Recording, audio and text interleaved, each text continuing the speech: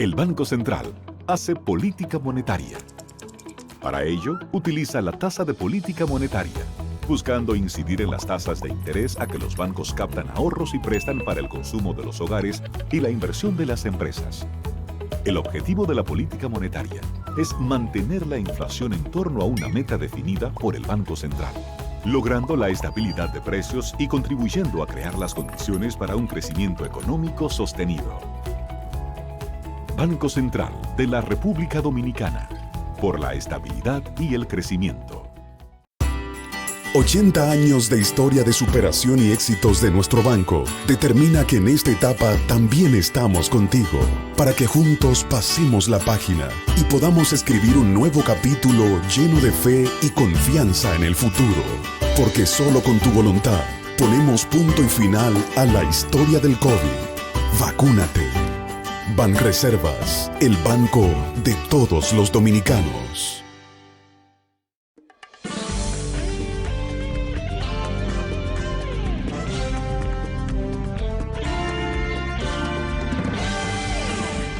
Muy buenas tardes, amables televidentes. Bienvenidos a su cita diaria, crepuscular y nocturna en Teleimpacto, que es al final de la tarde, despidiendo el sol y comenzando la noche. Ponga su caridad en buenas manos. Apoye el Patronato de Lucha contra el Cáncer de Villa González Incorporado, toda una institución de apoyo al prójimo más carenciado. 809-443-8010. También el Hogar Escuela Santo Domingo Sabio, otra institución para apoyar jóvenes en alto riesgo. Apóyelo. Avenida Independencia, casi esquina Avenida General Gregorio Luperón, aquí en Santo Domingo. Bien, voy a dar inicio al programa recordando a un fallecido hace ya algunos años, pero siempre bien recordado por la comunidad de exalumnos de él, de técnicos del país y por todas las personas que le conocieron, por sus jocosidades, su capacidad profesional, sus relaciones humanas. Y principalmente nosotros, la comunidad de los agrónomos, porque fue un verdadero innovador en las tecnologías, los cultivos, etc. Me refiero a Manuel de Jesús Viña Cáceres, Meme Viña Cáceres, que murió un 10 de julio del año 1990. Hace muchos años, puede pensar la gente, pero es que ese nombre de Manuel de Jesús Viña Cáceres, que yo siempre que tengo la oportunidad de mencionarle, le menciono, porque para mí ese es de los héroes del agro, como dice. Y además fueron gente que al país le sirvieron con mucho entusiasmo, con mucha seriedad, con mucha honestidad. Y entonces uno tiene que recordar esos buenos ejemplos. Un día como hoy, como el día 10, pero que fue sábado. Entonces nosotros los sábados estamos fuera de combate. Y el día 10 de julio del año 1990 murió Viña Cáceres, 31 años hace de eso. Y siempre también recuerdo con mucha precisión aquel panegírico a Manuel de Jesús Viña Cáceres, despidiendo el duelo de él, el doctor Marino Vinicio Castillo. Señores, de esas joyas de su reflexivo sentimiento del doctor Marino Vinicio Castillo, que no tenía, diríamos, yo recuerdo que no tenía nada preparado para eso. Asistió como uno más de los amigos y hasta familia de Viñas, pero en el cementerio él tomó la palabra, o la familia quiso que despidiera el duelo, el panegírico del doctor Marino Vinicio Castillo, señores. Y yo recuerdo aquella joya, porque fue transcrita por uno de nuestros amigos y amigos de Viña, como es José de Jesús Reyes, Chichi de Jesús, que es una leyenda también aquí en el país. Y Chichi transcribió aquel panegírico del doctor Marino Vinicio Castillo, histórico. Pero hoy, hace 31 años que falleció Viñas, un hombre que murió de 62 años. Entonces estamos hablando que fuera un hombre de 93 años hoy. Pero Viñas era un hombre extraordinario, que siga descansando en paz. Y ese sí es verdad que yo sé que Dios lo tiene a su diestra, porque con hombres como Viñas, Dios no podía prescindir de ese tipo de caballero, porque uno sabe la destreza y las habilidades de Manuel de Jesús Viñas Cáceres cuando pasó por este mundo que se llama tierra. Bien, hoy hay un señor que yo voy a mostrar una foto de él, porque él nació un día como hoy. Ese señor, yo estoy seguro que usted le pregunta a 100 dominicanos quién fue Hipólito Yrigoyen, y le dice, ese viejito que está ahí, o ese gordito que está ahí con ese sombrerito, y se burlan prácticamente. Usted le pone esa foto y se burlan, ni saben quién es ese señor. Pero hay que ver el valor de ese señor para nosotros los dominicanos. Don Hipólito Yrigoyen, ese caballero que ustedes ven ahí, que nació en el año 1852 en la Argentina, fue presidente de la Argentina. Creo que 2 veces fue presidente de la Argentina. Por el Partido Radical, me imagino de los fundadores del Partido Radical en Argentina. Pero ese caballero que ustedes ven ahí, Hipólito Yrigoyen, siendo presidente de la República Argentina en el año 1920, óigase bien, en plena intervención norteamericana en este país, un barco, el 9 de julio se llamaba ese barco, un destructor, un barco de guerra de la Armada de Argentina. Y ese barco andaba por estos mares y quiso pasar por aquí, por el mar Caribe, señores.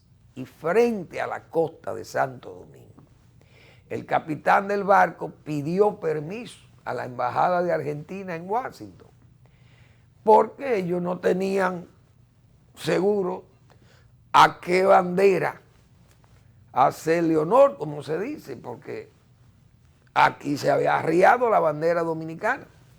Y la bandera que ondeaba aquí era la bandera de los Estados Unidos. Entonces, la embajada de los Estados Unidos, póngame de nuevo la foto, porque yo quiero que los dominicanos la vean, lo que ven este programa.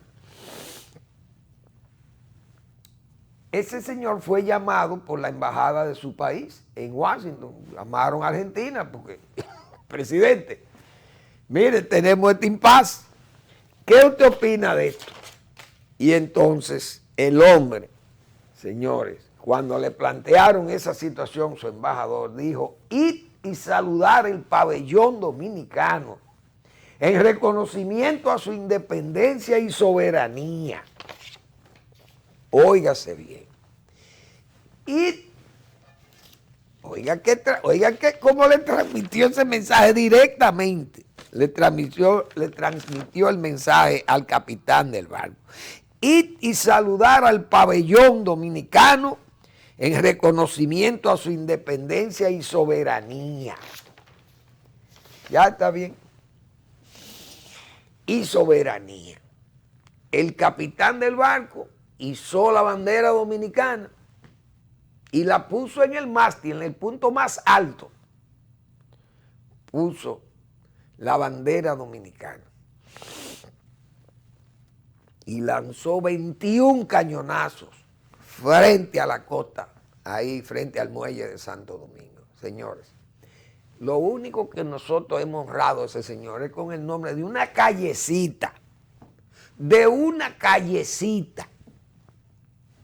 que está por ahí, por la UAS, esos lados, la Presidente Irigoyen. Yo no sé quién se acordó de ese caballero, pero un tramo de calle. Aquí hay una calle más importante que ese nombre que yo le he mencionado aquí. Un señor que andaba con un machetico, óigase bien, limpiaba los patios, por ahí por la Bolívar. Y ese señor, esa calle, perdón, cuando estaba el zoológico y el botánico, eran en la Bolívar ahí, en el parquecito iberoamericano. Ese señor limpiaba patio por ahí, cogió una tabla y a ese callejón le puso su nombre. A ese tramo de calle le puso su nombre.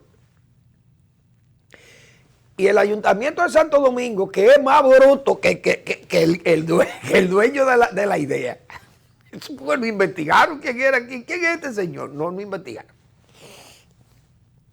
Yo he dicho el nombre aquí, lo que pasa es que yo no me acuerdo ahora, pero ustedes pueden ir detrás del Templo de los Mormones. Esa calle que une, señores, a la Pedro Enrique Ureña y a la Bolívar, tiene el nombre de un hombre que limpiaba patios con un machete, óigase bien. Es más importante que el tramo de la Presidenta Irigoyen. Y oigan lo que fue ese caballero para la República Dominicana. Con un tramito de una callecita, lleva el nombre del presidente Hipólito Yrigoyen, que debiera aquí llevar, la Chuchi debiera llevar el nombre de Hipólito Yrigoyen. Por ese gesto regio, ese gesto de latinoamericano que dio, ese gesto nada más, dio a respetar y le botó el miedo a la gente de América Latina a los Estados Unidos. Y los propios dominicanos que no se atrevían ni siquiera a izar la bandera dominicana en tiempo de la ocupación norteamericana aquí. Y ese gesto de Hipólito Yrigoyen, señores, eso levantó el alma nacional. Y entonces la gente comenzó más luego a poner la bandera, como quien dice, pero ven acá, pero este país tiene su bandera, ¿y por qué nosotros tenemos que izar la bandera americana aquí? Pero así somos, somos así y así somos. Una pena, esto es nuestro país, lamentablemente. Pero así son las cosas de aquí, repito. Aquí se le pone más atención a a una jugada de gallo, como dijo un inepto congresista de la República Dominicana. Váyate a ver. Bueno, el Banco Central ha pasado una información muy importante, porque en esta reactivación de la economía, actividades importantes como el turismo, que hemos dicho que ese rostro unificado del presidente Abinader, el propio ministro de Turismo, el señor Collado, el Banco Central, la gobernación del Banco Central, con la Junta Monetaria en su conjunto, y además el Banco de Reservas, el administrador del Banco de Reservas. Porque el Banco de Reserva ha aportado más de 200 millones de dólares a proyectos turísticos, y el seguro del banco ha estado activo también, mejorándole la calidad de los seguros y la facilidad del seguro a turistas y a los hoteles y esas cosas. Entonces, el turismo ha ido recuperándose, y entonces, fíjense, hoy sale ahí en los periódicos, 460 y pico mil turistas vinieron en el mes de junio, es decir, que estamos bien, y en mayo 460,000, qué sé yo, o sea, un 80% dice el turismo. Hay una buena campaña internacional, una buena campaña también de epidemiológica, qué sé yo, de combate a la enfermedad, al COVID, con la higiene, los protocolos sanitarios en hoteles, etcétera. Pero hay uno de los pilares que ha venido no a sustituir al turismo, sino a hacernos la carga más liviana, si cabe el término, que es la remesa de los dominicanos que están fuera del país. ¿Y de dónde viene la mayor cantidad de remesas? Porque eso es lo que yo vivo diciendo aquí. Es de los Estados Unidos, no es de China. ¿Y de dónde vienen los turistas? El 80% de todos son turistas, de más del 60% de los turistas que vienen son norteamericanos. Aquí no viene un turista chino y tanta plepla que han hablado de los chinos. Porque eso es así este país. Desde que este país le regalan 4 caramelos ya se vuelve loco. Muchos de este país, no todos. Porque vamos a hablar claro. Aquí hay gente que está clara.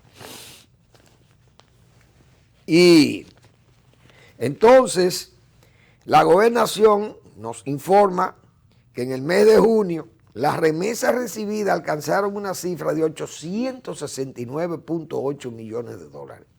Monto que supera en 131.9 a los registrados en junio del 2020. Comparado con el mes de junio del 2019, que fue un año normal, previo a la pandemia, las remesas de junio del 2021 exhibieron un crecimiento de 48.2%, unos 282.8 millones más que en el 2019. De manera acumulada, en el primer semestre de este año, las remesas sumaron 5.263.1 millones, 1.788.2 millones por encima del mismo periodo de 2020, logrando un 51.5% del crecimiento interanual. ¿Saben de dónde viene la mayor cantidad de divisas? De Estados Unidos. Un 85% de las divisas proviene de Estados Unidos. De España 6.9%, de Italia 0.9%, del resto del mundo 6.3%. Y aquí la gente habla que Europa está llena de dominicanos. No, la que está llena de dominicanos es Estados Unidos de Norteamérica. Que de ahí es que viene la riqueza de este país. Y de donde nos compran la riqueza también de nosotros. Vamos a estar claros. Porque, repito, aquí hay mucha gente que se ha puesto loco con el color rojo. No del partido de Balaguer, sino del Partido Comunista Chino, que viene echándose sus bombos y sus elogios, y eso son páginas destacando el trabajo del Partido Comunista, que lo único que saben es martillear, matar mucha gente. Verbigracia, miren cómo anda Cuba, el castrato, cómo anda el castrato ya agrietado, porque vamos a llamarle así. Eso es una pequeña grieta, lo que ha pasado en Cuba. Yo no creo que esto va a ser suficiente, porque yo sé que es una especie de primavera, pero no es como aquellos países árabes. Puede pasar como los países árabes. Pero el régimen cubano es un régimen de 62 años. Nosotros que hemos sido anticastristas, pero es hace muchos años. Y los que ven este programa saben que yo muchas veces he criticado las políticas de Cuba y todos aquellos discursos huecos, falsos de Fidel Castro, que quiso hacer novela y muchos le creyeron su discurso en América Latina, una cubanofilia. Aquí hay cubanófilos que ahora son cubanos hipócritas, como son los europeos. Cuba, siempre hemos dicho nosotros que ese es un sistema que no funciona porque es un sistema comunista y ningún sistema comunista funciona. Los chinos son los únicos que dicen, pero ¿quién le ha dicho a los chinos que el éxito de ellos se debe al Partido Comunista? Lo único que tiene el éxito allá es para reprimir la gente, para que no nazcan muchachos, para que usted no pueda decir lo que usted quiera. Allí no hay facilidades de internet para todo el mundo, las libertades son restringidas. Verbigracia, ahí está Hong Kong. Y Tiananmen, usted no puede tener una foto en Tiananmen. Vaya a Nueva York o vaya a Washington y retrate la Casa Blanca. ¿Cuál es el problema? Entonces estos regímenes, como ese de Cuba, 62 años, señores, matando de hambre y de miseria a ese pueblo. Un pueblo que lo educan, pero ¿para qué? Si lo tienen muerto de hambre y sin posibilidad de salir a camino. Usted se graduó de médico allí y usted, lo único que sirve para que lo manden a una selva por ahí por África, servir para que gane dinero. el Estado. Entonces usan como mercancía, es que usan a los médicos. Pero usted se gradúa de ingeniero y termina haciendo botones en un hotel. Entonces es un régimen, el régimen cubano, gastado, un régimen, como yo he dicho aquí, todo lo importa de los Estados Unidos, que no tienen bloqueo nada, el bloqueo es falso, el bloqueo nada más se da para el caso de los intercambios bancarios y los préstamos, y que el Fondo Monetario no le presta a Cuba y el Banco Mundial no le suelta una onza de dinero porque Cuba no paga. Pero el régimen que tiene la mayor cobertura de apoyo de los países europeos son débiles, que son los primeros hipócritas que tienen ese régimen parado ahí. Porque Estados Unidos tiene su propia política, que no tiene que darle consentimiento a Cuba de que viva de Estados Unidos. ¿Por qué tiene que vivir Cuba de Estados Unidos? Y entonces ahora quiere vivir de Estados Unidos. Porque lo que reclaman es que los turistas vayan a Cuba de nuevo, que haya muchos vuelos y que vayan remesas de la gusanera de ayer, de los gusanos, el imperio, viviendo del imperio. Porque de eso es que vive Cuba, del imperio. Todo el arroz, los pollos, el aceite, todas las grasas del tipo que sean, la importan habichuelas, lo importan de los Estados Unidos. El maíz, todo lo importan. Pollo a $1.50 y se lo venden a $7 a un pueblo muerto de hambre. Descalzo, mírenlo como andan los cubanos que andan en la miseria que está ese pueblo. Como dicen ellos, La Habana se nos está cayendo encima, aquí no hay vivienda, no hay donde vivir. ¿Cuántas veces yo he hablado del índice de nupcialidad, uno de los más bajos del mundo es de Cuba? No hay cómo se puede casar un cubano si no tiene dónde vivir. En resumen, ha habido todas estas protestas, pero ¿qué es lo que ellos van a hacer? A matar. Señores, ahí va a haber una matanza, porque ese régimen cubano, ¿qué es lo que ha visto? Venezuela, Maduro mató centenares y no pasó nada. Nicaragua mató centenares y no pasó nada.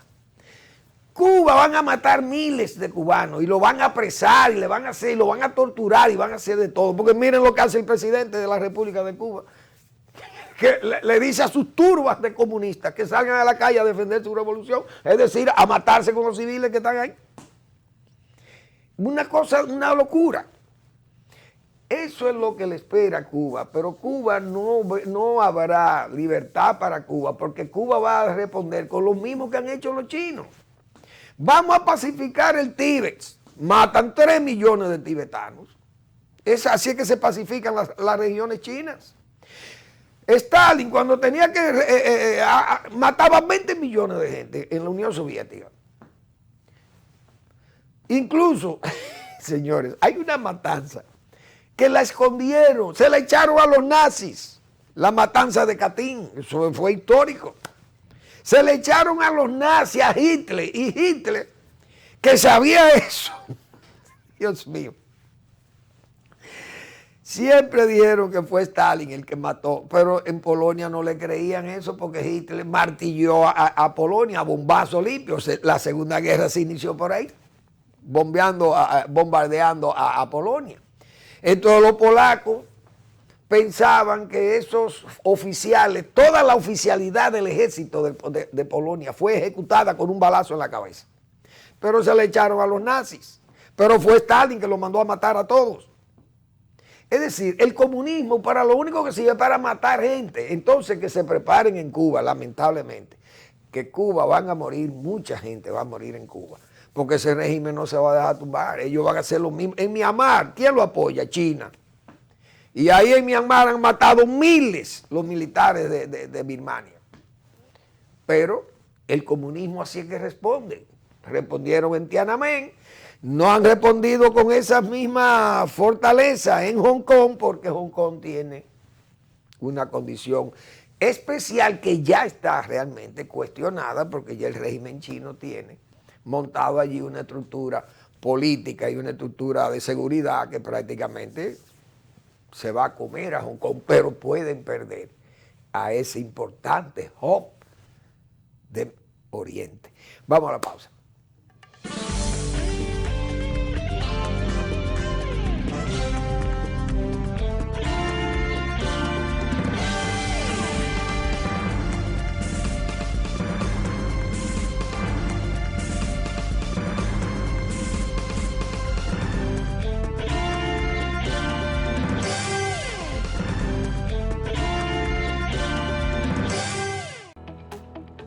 El Banco Central hace política monetaria.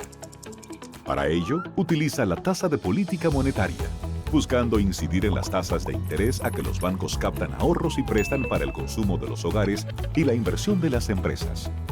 El objetivo de la política monetaria es mantener la inflación en torno a una meta definida por el Banco Central, logrando la estabilidad de precios y contribuyendo a crear las condiciones para un crecimiento económico sostenido. Banco Central de la República Dominicana, por la estabilidad y el crecimiento. En Banreservas apoyamos la voluntad de quienes generan cambios para escribir nuevas historias. Por eso en 1979 nace el voluntariado Banreservas, que realiza acciones de sostenibilidad y solidaridad que mejoran la calidad de vida de miles de familias vulnerables, llevándoles dignidad y esperanza. Banreservas, 80 años siendo el banco de todos los dominicanos. Esa es una joya viva de la naturaleza que está en venta. 112 tareas en el municipio de San José de las Matas. 40 de ellas sembradas de café de aroma. El quintal de café vale $158. Así que eso es una inversión importante que ya tiene la finca. Puede comunicarse con doña Magali en el 809-350-6355. Bien.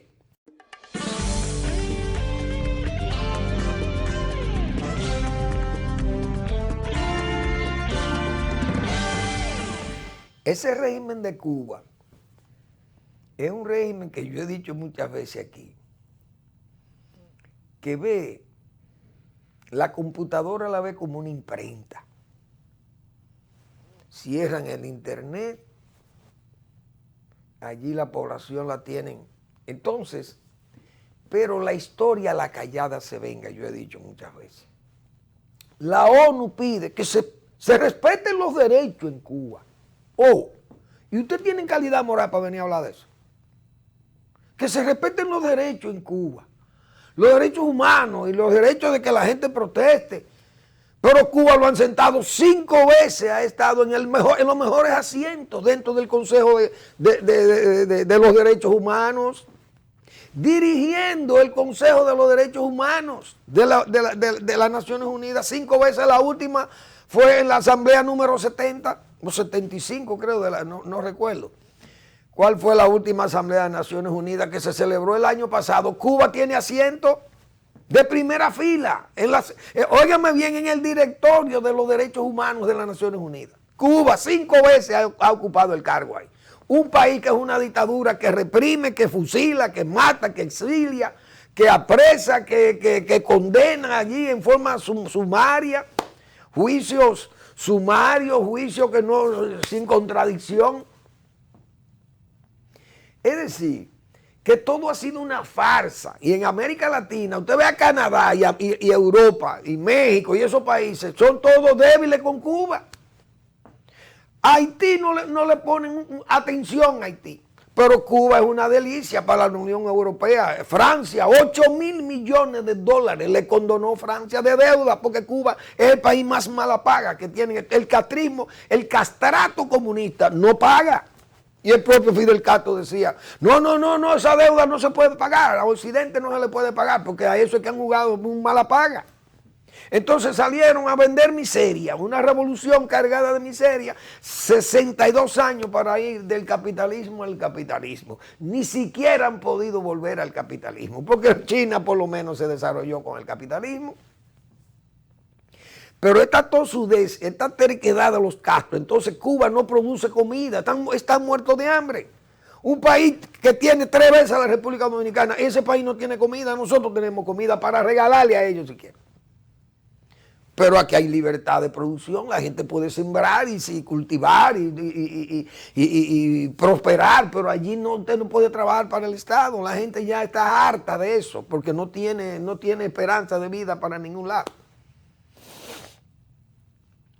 La miseria en Cuba, acabando la miseria. Entonces, viendo nosotros todo esto, de que Naciones Unidas pidiéndole que respeten los derechos de la gente, y Rusia, Putin le manda a decir, cuidado si se meten. No, Estados Unidos, déjenle eso a Rusia. Y a China, que vengan y carguen con esos escaparates que ellos tienen ahí, que Venezuela y Cuba se tragan a Rusia y se tragan a China. Porque esos países no producen, muertos de hambre, no producen, reprimidos. Y regímenes corruptos, delincuenciales. Entonces Estados Unidos muchas veces ha sido el culpable de eso, principalmente los demócratas. Obama, miren la apertura con un régimen que le niega los derechos a toda la gente. Entonces eso es una fragancia con Cuba. Cuba, que ha recibido más ayuda, que todos los países del mundo han recibido más ayuda. Y es el país que está más pobre. Yo creo que después de Haití es el país que está más pobre en América Latina. Y ha recibido, la Unión Soviética le regalaba 5, 6, 7 mil millones de dólares por año. Le compraba el azúcar carísimo. Y le regalaba petróleo para que revendiera. Entonces, es lo que yo he dicho. Fidel Castro fue peor que Pedro Santana. Y miren que los castristas, o los anti-Santana, los que quieren sacar a Pedro Santana del pabellón de la patria, del altar. No el altar, porque ahí es que están los padres de la patria, que eso es otra cosa.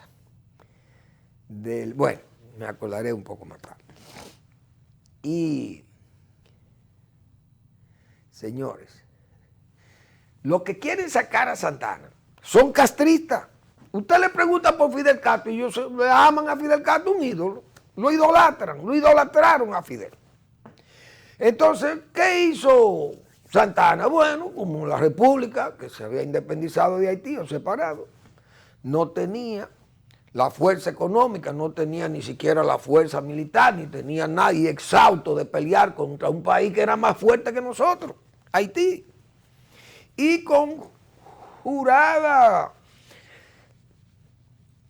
advertencia por parte del emperador, el emperador Zulú, de que iban a pasar por las armas, degollar mujeres, niñas, todo lo que apareciera en el camino de las huestes haitianas. Y Santana, bueno, pues vamos a entregar este país a una potencia que nos proteja, un protectorado, vamos a buscar primero, luego vamos a la anexión para protegernos porque este país se va a acabar. Entonces Santana hoy es condenado por los mismos castristas dominicanos. Pero resulta que Fidel Castro hizo lo mismo. Fidel Castro hace su revolución, libera Cuba, según él. Pero hay un imperio enfrente que lo está tosigando, que lo va a tumbar. Y él dice, no, entonces tenemos que ponerle esta revolución al servicio a quién, a Rusia, a la Unión Soviética. Entonces hizo lo mismo que Santana. Pero así son estos países. Entonces aquí hay una cubanofilia, unos cubanos hipócritas, como yo le llamo, que saldrán aquí a formar una brigada de combatientes para ir a defender su revolución a Cuba. Una verdadera desgracia el castrato, eso es lo que ha ido. A Cuba, a quebrar a Cuba y no le han llevado riqueza, acabaron con la riqueza de Cuba.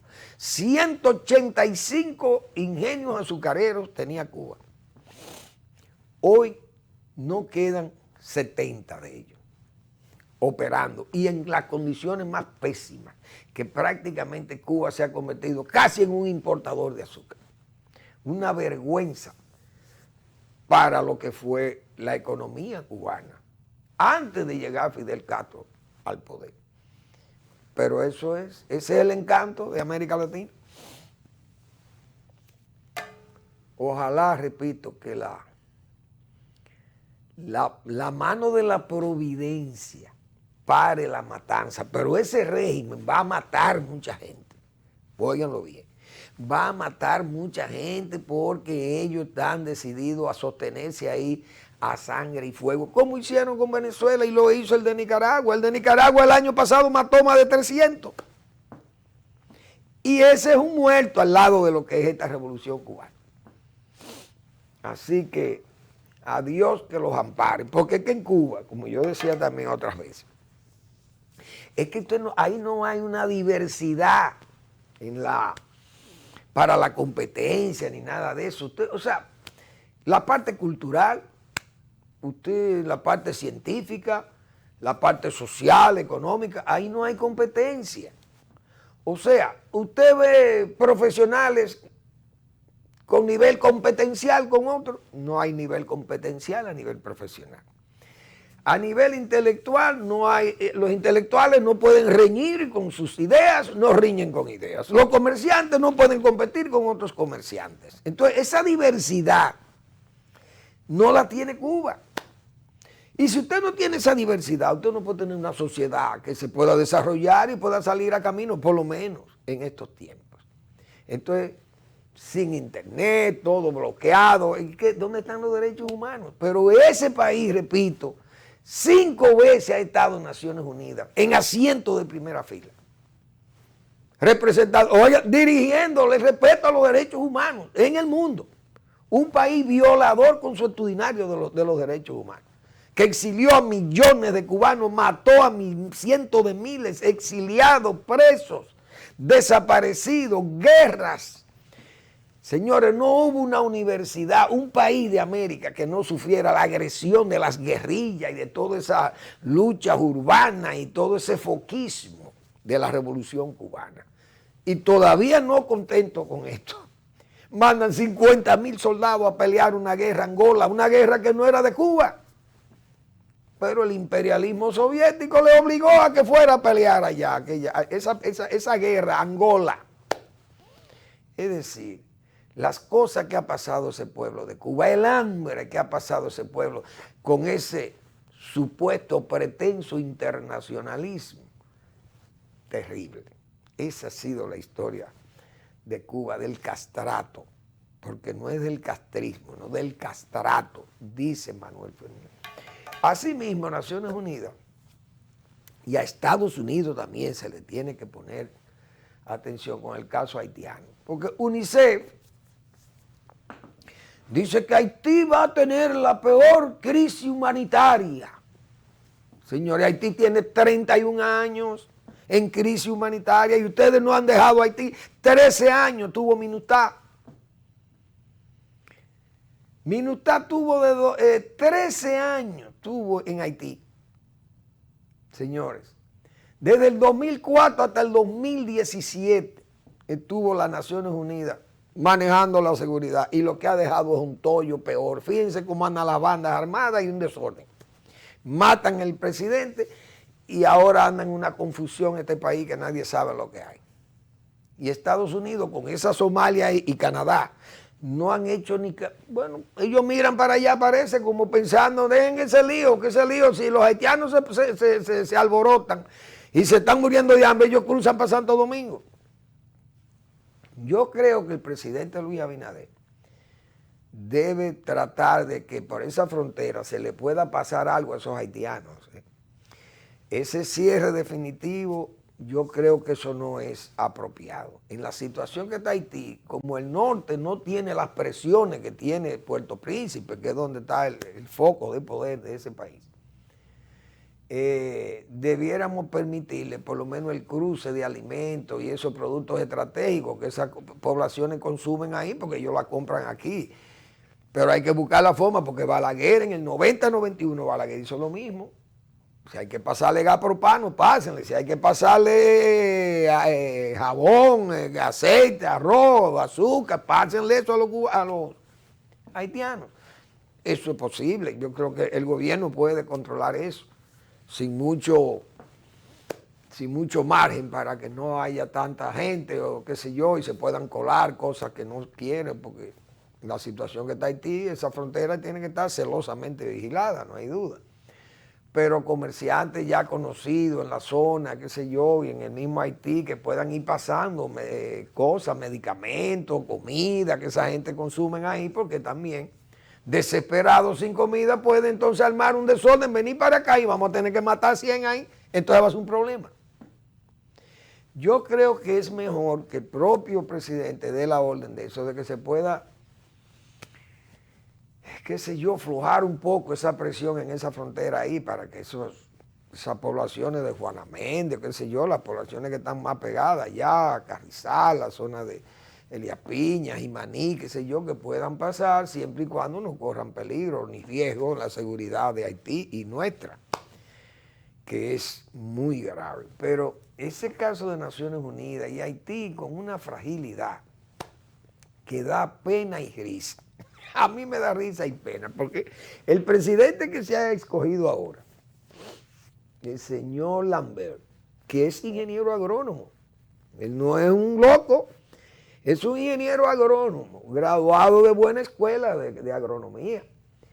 Y él ha sido senador 2 veces, no es un improvisado, fue senador en el 2005, 2006, qué sé yo, y en el 2015, 16 o 17, no recuerdo fue cuando lo eligieron, en 2017.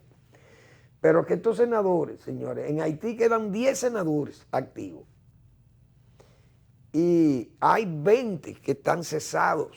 Entonces ese Congreso no existe, ese Parlamento prácticamente. Entonces, ¿cómo te va a coger un presidente? De 10 senadores, 8 votan a favor de él, 8 senadores, para que sea presidente este señor. Bueno, entonces no tiene legitimidad. 2 primeros ministros que se están disputando y eso nada más lo puede resolver Estados Unidos y las potencias, porque ellos son los que tienen la fuerza de tranquilizar a Haití.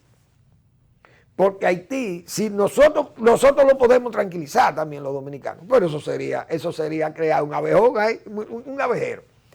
Estados Unidos es el único país, y Canadá, o México que puede intervenir a ayudar a Estados Unidos, Brasil que puedan intervenir para ayudar, y entonces ir allí y pacificar aquello, desarmar esas bandas de criminales y tratar de organizar qué gobierno va a estar ahí, porque lo que dice hoy el Nacional aquí, Estados Unidos emplaza políticos que disputan el poder en Haití a hablar de elecciones.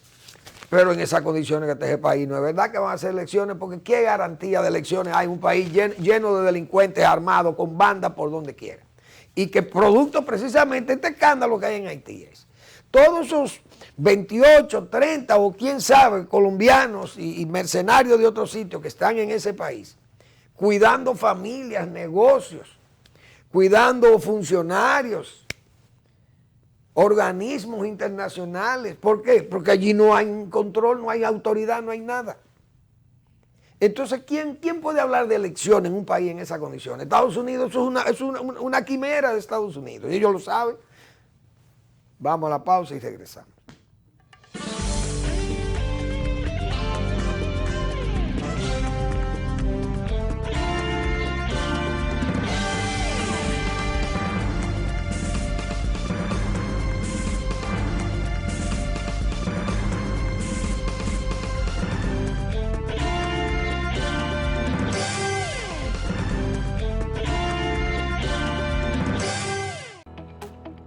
El Banco Central hace política monetaria.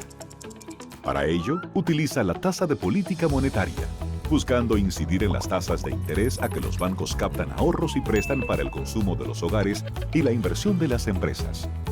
El objetivo de la política monetaria es mantener la inflación en torno a una meta definida por el Banco Central, logrando la estabilidad de precios y contribuyendo a crear las condiciones para un crecimiento económico sostenido. Banco Central de la República Dominicana, por la estabilidad y el crecimiento. 80 años de historia de superación y éxitos de nuestro banco determina que en esta etapa también estamos contigo, para que juntos pasemos la página y podamos escribir un nuevo capítulo lleno de fe y confianza en el futuro. Porque solo con tu voluntad ponemos punto y final a la historia del COVID. Vacúnate. Banreservas, el banco de todos los dominicanos.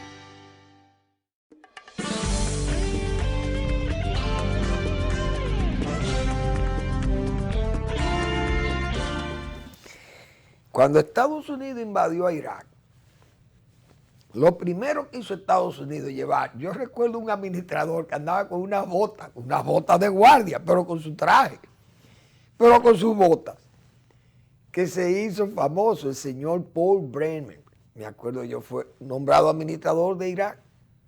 Es decir, la invasión de Estados Unidos quitó el gobierno iraquí a Saddam Hussein.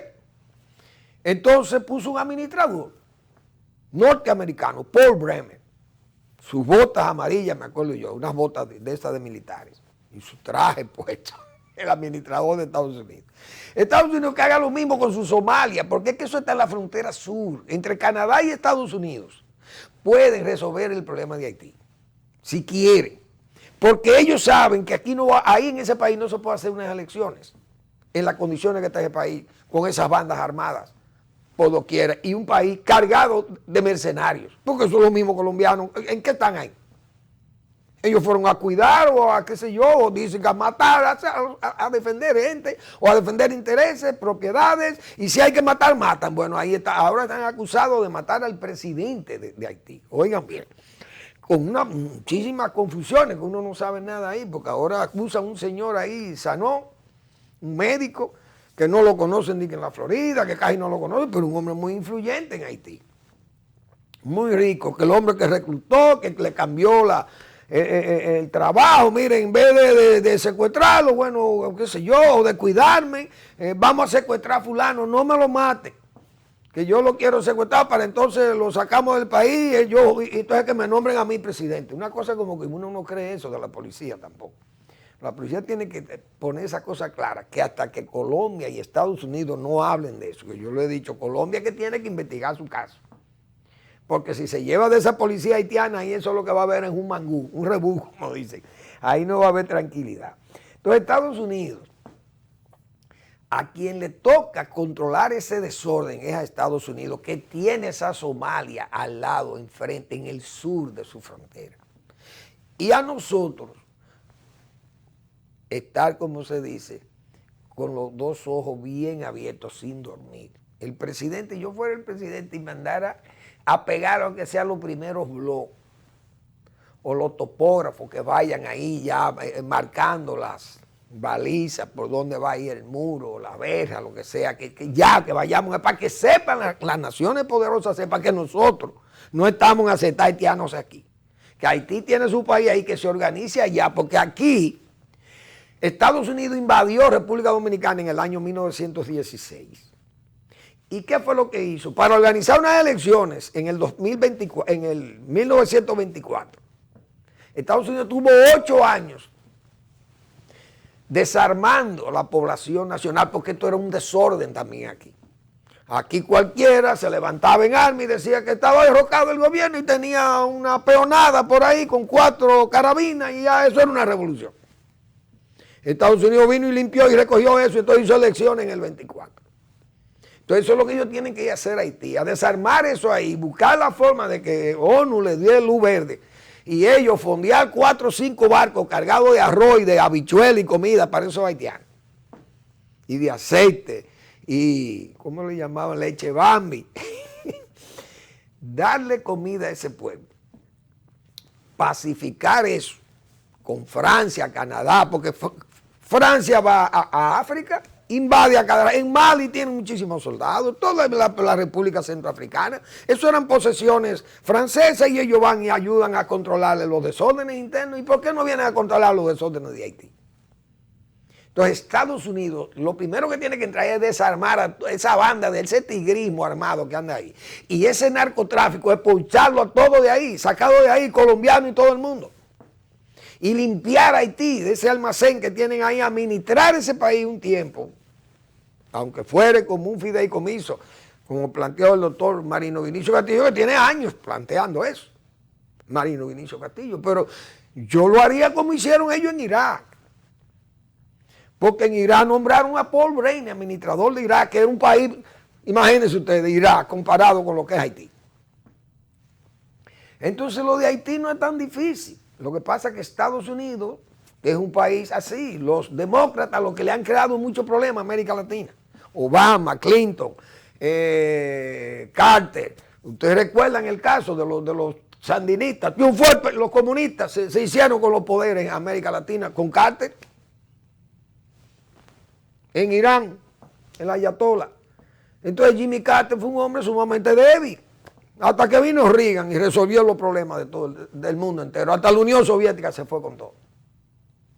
Pero tiene que haber carácter. Entonces en Estados Unidos, si ellos quieren poner el orden en Haití, si quieren elecciones en Haití, como dice aquí, Estados Unidos, que a los políticos que se disputan el poder, hablar de elecciones, Delegación estadounidense, vamos a ver qué es lo que dice Nacional. Se reunió con Claude Joseph, Ariel Henry y José Lambert, a quienes instó a un diálogo constructivo para lograr comicios libres. Vaya y desarmen ese país que está lleno de tigres y de mercenarios, cuidando a los ricos, y eso es lo que ustedes tienen que ir a limpiar aquello para que ese país pueda salir a camino. Y nosotros a construir nuestro muro. Señor Abinader, sí, y manténgase alerta para que no se duerma y le coja la noche con esto. Entonces, ese pueblo, Haití resuelve su problema. Ese sí es verdad que es un pueblo que resuelve su problema cuando lo tiene, cuando está embarazado con un problema. Ellos salen a la calle, le pegan fuego a toda la ciudad y resuelven su problema. Crean más problemas, pero resuelven uno y crean otro. Por eso a los cubanos que hagan como hacen los haitianos. Yo vi un acto que me llamó poderosamente la atención en Cuba, y ese sí fue un acto peligroso de verdad. Dos cosas peligrosas que vi de esa protesta ayer de Cuba, valga el paréntesis este. Porque primero, una tienda del Estado que se llama Panorama fue saqueada, y eso es grave en Cuba, porque el cubano, el régimen por lo menos, no lo ha tenido frenado y disciplinado con el robo y esas cosas. Y el cubano, eso me chocó, porque la verdad que no es una sociedad que está, pero que está atrapada en la miseria y el hambre. Parece que eso, y la crisis sanitaria, porque se han puesto también como dicen, a crearle un ambiente mediático de que ellos tienen unas vacunas que son el acabose, como dicen. Pero se está muriendo la gente goteando y no tiene ni medicamentos, ni tiene ni siquiera con qué lavarse las manos. Higienizantes, productos higienizantes no lo hay. Pero ese fue una de las cosas que me llamó la atención, ese saqueo a la tienda Panorama. Y segundo, que vi carros de la policía, señores, vandalizados por los mismos manifestantes, apedreados. Yo no sé cómo no lo incendiaron, porque no son haitianos. El cubano no es como el haitiano, que le pega fuego a todo. Entonces, ese carro, vi dos o tres vehículos de la policía invertidos y apedreados, y policía huyendo de los manifestantes. Y esas cosas, ese régimen, repito, eso lo va a reprimir con dureza. Bueno, siguen los juicios.